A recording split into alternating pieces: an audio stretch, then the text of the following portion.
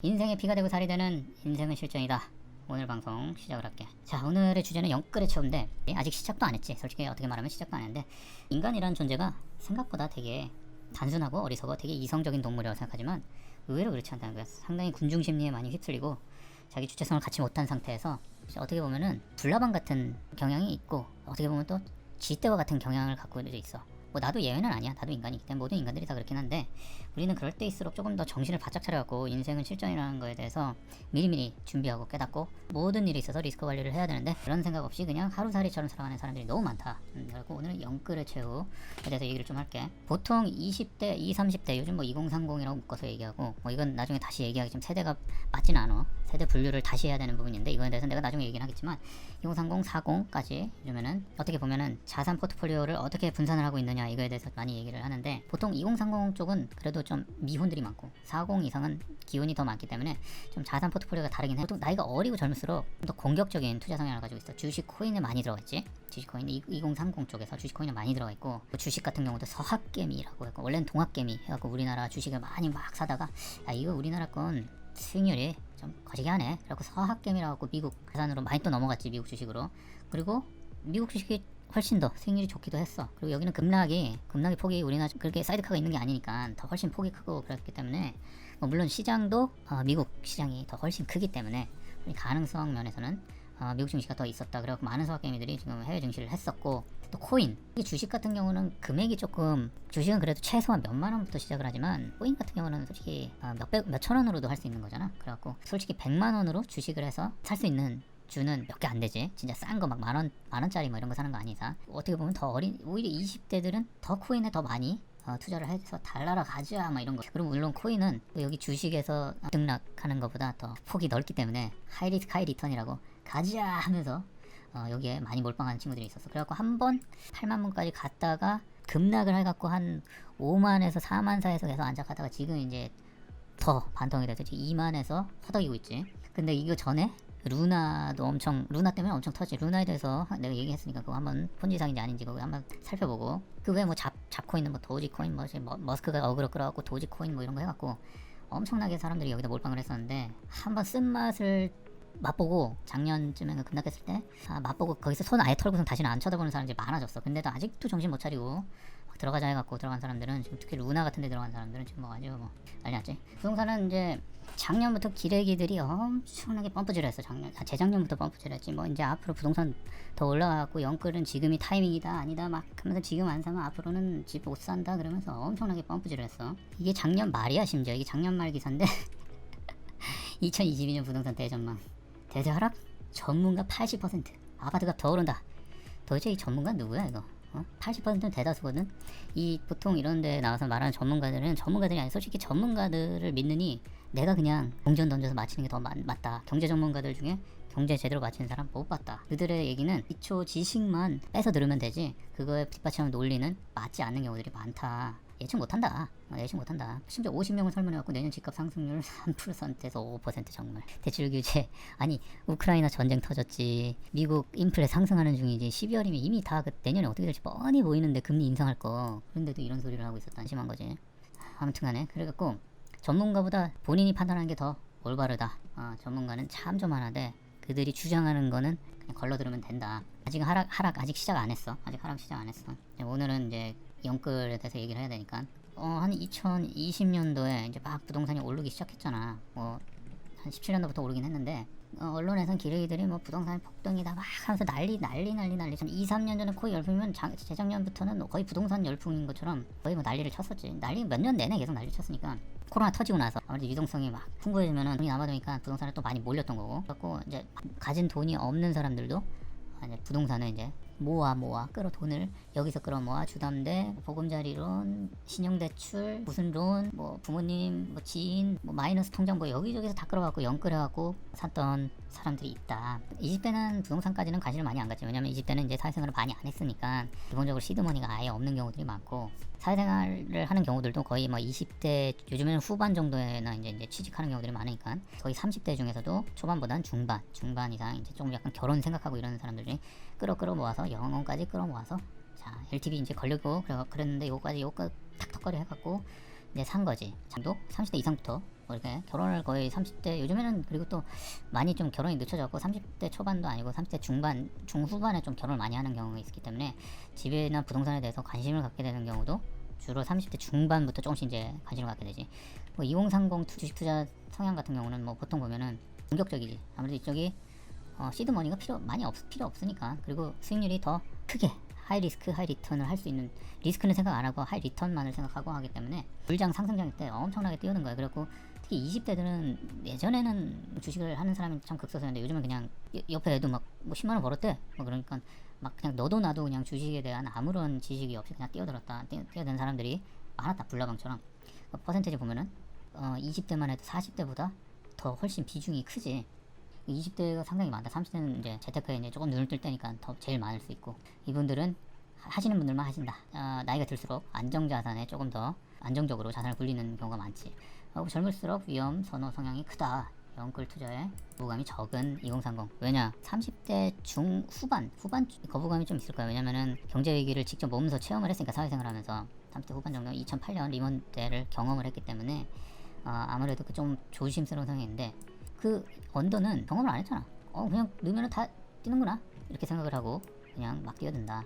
그래갖고 영끌해서 조금 더 관심이 있던 친구들 부동산까지 샀다. 2020년 정도에 뛰어들었다. 정부에서는 부동산 값을 잡으려고 뭐 갖은 정책을 내었지만 안 잡히니까 결국에는 작년 하반기부터 대출 규제를 해갖고, 그때 이제 상승이 좀 둔화됐었지. 이때 대출 규제하니까 또 엄청나게 난리를 쳤지. 뭐 대출은 뭐 집을 사지 말라는 거냐, 사다리를 걷어찬다, 대출 못 받으면 어떻게 집 사냐, 그래갖고 막 난리를 쳤는데 지금 엄청나게 고마워야 될 것 같은 거지. 대출 엄청 왕창 땡겨 집 샀으면 지금 좆된 거예요. 왜 좆돼 가는지를 그냥 하나씩 살펴봐야겠지. 이렇게 된 거지. 금리가 인상할 거라는 거는 작년 상반기부터 나왔던 얘기야, 모두들. 그렇지만 경제 공부를 조금 했던 사람이면은 미국 연준의 금리를 올린다는 게 무슨 의미일까라는 거에 대해서 조금이라도 생각을 해봤을 텐데, 사람들이 그렇게까지 깊게 생각을 안 하거든. 인플레이션이나 이런 거에 대한 경각심도 별로 없고, 워낙 저금리니까 뭐 빚 땡겨갖고 주식하고 코인하고, 근데 수익률이 나쁘지 않아. 부동산도 괜찮겠네. 부동산도 계속 오르니까. 2020년 산 사람도 오르긴 올랐어. 그런데 자, 올해 초까지만 해도 아까 전에 봤지? 전문가들 작년 말에 전문가들이 다 오를 거라고 그런 식으로 펌프질을. 왜 언론에서는 그렇게 펌프질을 하냐면은 언론들도 건설사하고 연결이 돼 있거든. 그리고 그 전문가라는 사람들도 결국엔 건설사하고 연결이 돼갖고 거기서 돈을 벌어먹고 사는 사람들이기 때문에 좋게 얘기를 하는 거야. 증권사나 증권 관련된 사람들이 계속 증시 오른다고 얘기하는 거랑 똑같은 거거든. 비트코인도 마찬가지고 펌프질 하잖아. 호구들을 찾는 거다. 호구들 찾고 그 사람들은 거기서 먹고 튀는 거다. 자, 그래갖고 금리를 0.75% 이거 엄청나게 올린 거야. 그리고 자이언트 스텝이라고 하잖아. 18년 만에 이 여파가 어떻게 됐냐. 미국이 금리를 올린다는 거는 전 세계에 영향을 미친다는 거야. 미국이 금리를 올리면 전 세계 은행도 다 같이 올려야 돼. 뭐 올려야 된다 법은 없는데 올려야 돼. 왜냐? 쉽게 설명을 해줄게. 내가 100만 원이 있는데 여기에는 듣보잡 은행이 있고 여기에는 우리나라 최고의 은행이 있어. 이 듣보 은행이 고객을 유치하려면 어떻게 해야 될까? 높은 이자율을 줘야 되지. 높은 이자율. 왜냐? 듣보잖아. 위험하잖아. 얘네 뭐 신뢰도가 떨어지니까 여기에다 누가 돈을 예치하려고 그러겠어. 안 그래? 근데 여기는 최고의 은행이야. 재정도 탄탄해. 그러면 금리가 낮아. 그래도 사람들은 안정성을 원하는 은행에다가 돈을 넣겠지. 여기다가. 이게 미국이고 이건 다른 나라야. 그러니까 미국이 금리를 올리잖아. 그러면은 여기에 하이리스크 때문에 넣어놨던 사람들이 금리가 똑같아진다고 쳐봐. 그러면 어떻게 돼? 여기다 넣지. 여기다 왜 넣어? 여기 나중에 부도날 수도 있는데 위험하잖아. 그럼 다 여기다 넣는 거지. 그러면 여기다 다 예치하려고 할 거 아니야. 그거 예치하지 못하기 위해서 금리를 올려야 된다는 거야. 자, 그러면 우리나라에서는 금리를 올려야겠지. 지금 이미 올렸지. 이미 올려갖고 기준금리가 지금 우리나라는, 그러니까 지금 미국 연준이 1.75야. 우리도 1.75야. 지금 똑같아졌어. 근데 1.75로 자이언트 스텝을 올린 게 얼마 안 됐지. 6월 16일이야. 그러니까 며칠 안 된 거야. 그런데 우리가 똑같네. 또 올려야 되거든. 이게 이번 달 안에 늦어도 7월 초 안에 다시 올려야 될 수도 있다는 거지. 이건 발표하기로 했어. 이건 계속 발표할 거야. 그러면은 지금 상태가 지금 우리나라 기준금리 1.75인데 시중금리는 어떻게 됐냐. 지금 상태에서 시중금리는 이미 5%대로 올라갔다는 거거든. 4%를 상회해서 그 전에 2%대였다가 2% 언더까지도 갔었지. 그러니까 2배로 뛴 거야. 아까 얘기했듯이 우리나라 지금 똑같아. 며칠 안 됐으니까 연준이 올린지. 우리나라 올릴 거야. 당연히 더 상승할 거야. 한국은행 기준금리 1.75인 상태가 지금 시중금리가 4% 5%대로 올라왔어. 주담대는 8%도 나왔다고 해. 이미 6% 7% 8%. 근데 보통 금리 우대를 받으니까 아직까지는 주담대도 4%대로 된 거야. 그 전에 2%, 진짜 잘 받았던 1%까지 1%대도 있었지만 지금 2배 가까이 떴다고 보면 돼. 이자가 2배를 뛴 거야. 문제는 뭐냐? 앞으로 더 금리가 오를 거다. 자, 지금 주담대가 8%대, 지금 최고가 8%대고 신용대출 지금 4%, 5%. 마통은 더 높지. 마통은 뭐 더 높은데 이거까지는 좀 위험하고. 그래갖고 지금 2%대 기존의 금리가 2%일 때 2%라고 치고 대충 하고 3, 40년 원리금 상환으로 치고 대충 이거 막 따지지 말고 대충 하는 거니까 금리를 계산을 해보지. 영끌이든 영끌까지는 아니더라도 어째 대출을 받다고 치면 역을 받았으면 400이 나오고 연 그럼 한 33만원? 뭐 괜찮네. 뭐 한 달에 33만원 3억이면 뭐 50, 뭐 4억이면 66. 근데 이것도 되게 낮게 쳐서야. 되게 낮게 대충 그냥 한 거니까 이런 식으로 해갖고 대충 한 4억 빌려서 60만원, 뭐 100만원 언더로 갖고 있는 경우들도 있었고, 신용도 땡기고 뭐도 땡기고 뭐 금리 우대 못 받고 하면 더 훨씬 많이 나오는 경우들이 많다. 근데 사람들 아직은 실감 못해. 아직은 실감 못할 거야. 군불만 때우고 있지. 근데 왜 실감 못해? 갱신시기가 아직 안 왔거든. 보통 고정 변동 이렇게 하는데 고정으로 하는 경우는 많지는 않아. 솔직히 변동이 조금 더 많지. 왜냐면 워낙 금리가 싸던 시기니까. 좀 고정으로 한 사람들은 그나마 난데, 아니면 혼합하는 경우도 있지. 고정 뭐 1년 2년 뒤에 변동으로 바뀌고, 고정도 뭐 완벽한 고정은 없다고 하니까. 전세대출은 뭐 2년 만기되고 뭐 그럼 또 다시 받아야 되니까 이거는 어차피 또 다시 받아야 되고, 6개월 1년 2년 뭐 이런 식으로 하지 보통. 만기가 지금 이자가 올라간 게 불과 한 달밖에 안 됐어. 그리고 만기가 되지 않은 사람들이 대다수일 거야. 뭐 일부는 있겠지만. 근데 만기가 언제 오겠냐? 지금부터 6개월 뒤면은 많은 사람들 만기를 다 맞을 거라는 거지. 최소 절반 이상은. 그때 되면 어떻게 되냐? 아까 말했던 이 금리 있잖아. 8%는 최대고 이 금리보다 더 올라갈 거다. 그러니까 주담대 같은 경우는 4%대로 지금 보고 있는 거지. 2배 정도. 2%에 4%라고 보니까 지금 요거 받던 사람들 있잖아. 요렇게 이제 상환하던 이자 비용 금액 내던 사람들이 2배가 됐다는 거야. 지금 현재 기준으로 만기돼서 만기가 돼갖고 다시 갱신한 경우는 2배가 됐다는 거거든. 그런데 문제는 뭐 여기서 2배 정도 돼서 진짜 이자 비용 너무 많이 나. 여기서 끝나면 다행이지. 앞으로 더 오른다는 거야. 앞으로 더. 근데 앞으로 더 오르는 게 이 농담이 아니라 그냥 예측이 아니야. 예측이 아니라 진짜 오르는 거거든. 금리 1% 오르면 이자 부담이 18조. 뭐 우리나라 가계부채가 대부분 부동산에 몰빵돼 있으니까 부동산 이자 비용이 엄청 나올 거야. 자, 연준 이자 7월도 금리 0.75% 인상이라는 거야. 7월. 다음 달이야. 다음 달에 올린다는 거야. 아까 전에 금리가 얼마나 그랬지? 1.75잖아. 근데 심지어 하나는 이거 며칠 전에 올렸기 때문에 하나는 아직 올리진 않았어. 근데 올려야 돼. 다음 달에 또 0.75 올린다잖아. 그러면은 거의 어떻게 되는 거야? 2.5 되는 거거든. 2.5.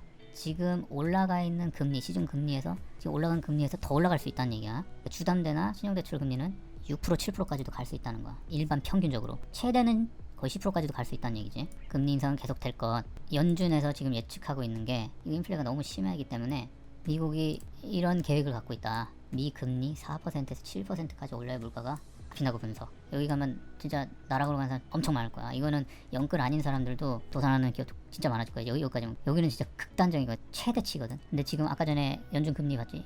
이제 1.75지? 4%까지 간다. 그러면은 지금 금리보다 2배 이상을 갈 수 있다는 거지. 최소 3.5는 갈 거라는 거거든. 그럼 지금 올라간 금리에서 2배가 된다는 얘기야. 무슨 얘기냐? 아직 만기가 도래하지 않아갖고 요거에서 2배가 된 상태에서 또 2배가 된다는 얘기야. 지금 2%에서 4%가 된다는 거야. 만기가 이제 이번 달에 만기가 돼서 다시 계약하는 경우는 2배가 되는 거지. 4%니까 주담대 그냥 평균적으로 4%대라고 지금 얕게 잡아서 4%라고 해도 2배가 되는데, 연준이 3.5%까지 올리면 딱 2배잖아. 그러면은 여기 이게 4배가 된다는 얘기야. 60만원 내는 거 240만원 이자를 내야 된다는 거. 어마어마한 폭풍이 몰아치고 있다 이 얘기지. 그렇게 되면 우리나라 금리는 10% 이상, 시중금리 10% 이상이 된다. 하나는 무조건 올려야 돼. 안 올리면은 우리나라 들어오는 외화 다 빠져나가거든. 결국에는 그때 외화가 다 빠져나가서 생긴 게 IMF였거든. 97년도에 외화가 다 빠져나가면 어떻게 되냐? 투자금 다 빠져나가고 주식, 채권, 국채 다 빠져나오는 거기 때문에 미국 금리보다 낮게 잡을 수가 없다. 물론 일본 같은 경우는 낮게 잡지. 그러니까 일본 경제가